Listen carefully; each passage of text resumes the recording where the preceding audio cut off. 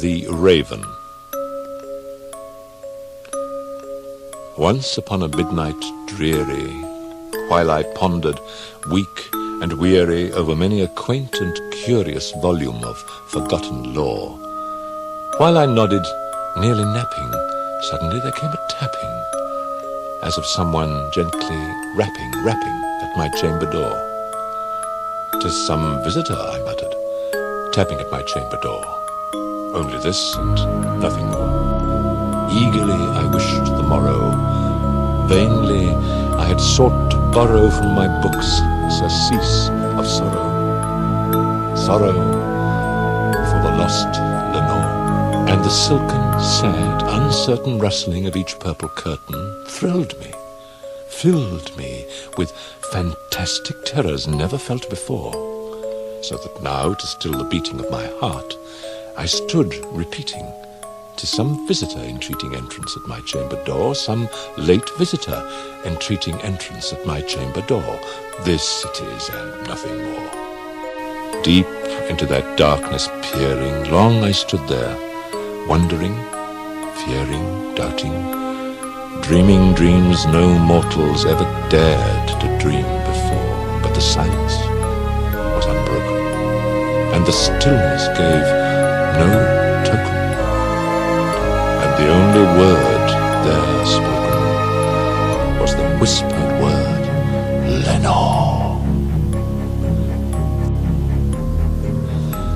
Then this ebony bird, beguiling my sad fancy into smiling, by the grave and stern decorum of the countenance it wore, "Though thy crest be shorn and shaven, thou," I said, "art sure no craven, ghastly, grim, and ancient raven, wandering from the nightly shore.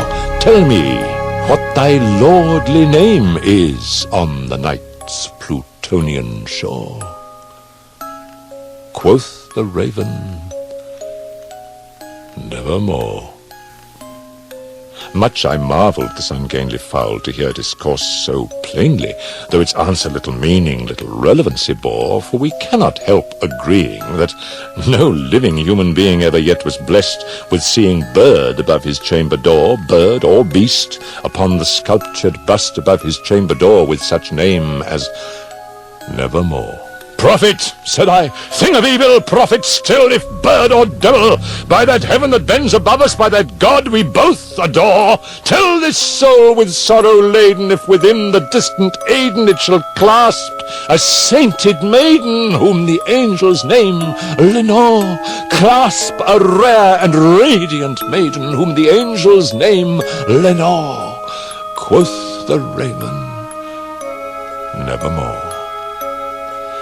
"Be that word our sign of parting, bird or fiend!" I shrieked, upstarting, "Get thee back into the tempest and the night's Plutonian shore! Leave no black plume as a token of that lie thy soul hath spoken!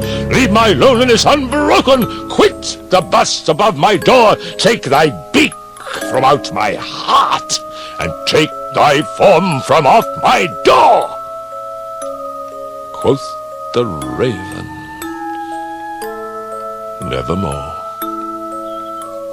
And the raven, never flitting, still is sitting on the pallid bust of Pallas just above my chamber door. And his eyes have all the seeming of a demon's that is dreaming, and the lamplight o'er him streaming throws his shadow on the floor. And my soul, from out that shadow that lies floating on the floor, shall be lifted nevermore.